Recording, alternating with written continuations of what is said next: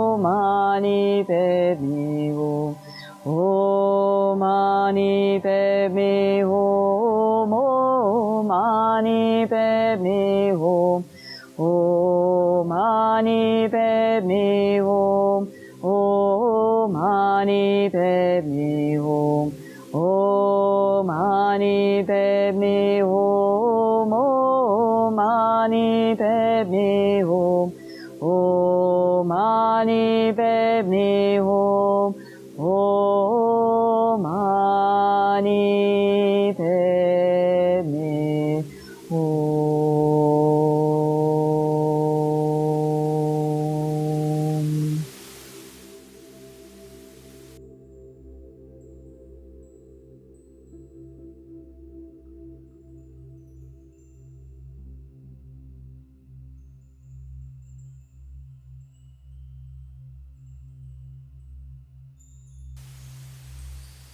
Take a moment just to feel the sound of the mantra, whether we recite it or not, feeling and imagining that sound, that sacred sound of the mantra, just cleansing your being, moving through your nervous system and cleaning out anger, fears, craving, desire, attachment, whatever it is we need flushed out that's not serving our lives.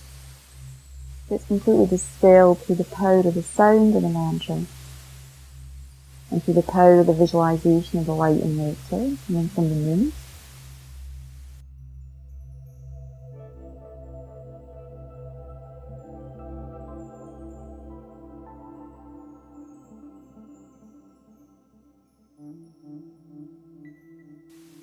Then this moon, or the image of the Buddha, the image we have imagined in the space before us, starts to dissolve from top to bottom, like mist on a mirror, or just like a rainbow as it starts to dissolve in the sky. And it dissolves into a small ball of white, crystal-like light.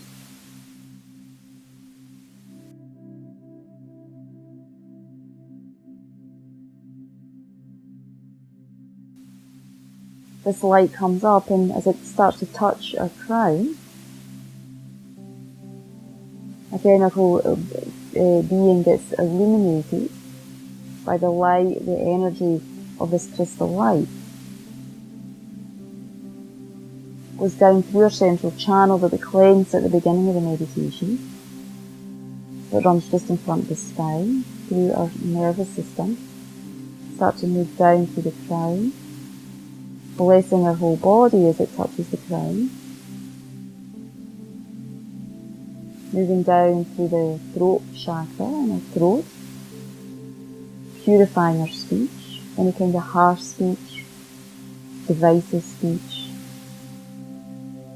any speech that harms ourselves and others.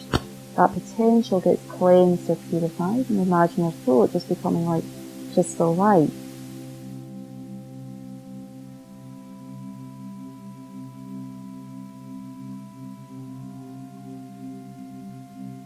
The light coming down further and entering in through down through the centre of our chest, where our heart chakra is, where our most subtle mind or consciousness abides. And it rests and settles and becomes one with that subtle part of our being, our subtle consciousness. Again, illuminating our whole body, our whole being. Opening up in an even deeper and clearer way this lotus this potentially loving kindness we have for ourselves, for others. Energizing that jewel of compassion in our heart.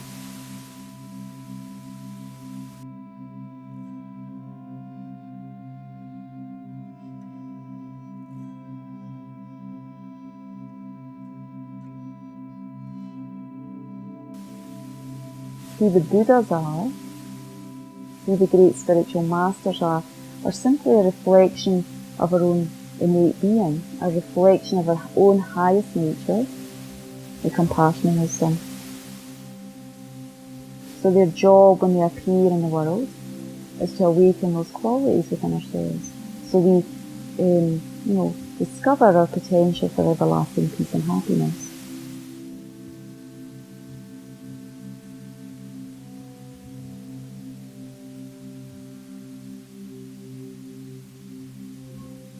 And again, imagine that light spreading out through the pores of our being, and like a blanket sort of covering all beings, the whole earth, with peace, kindness, acceptance. whatever other beings need, whatever this world needs, it brings about, fulfills those needs.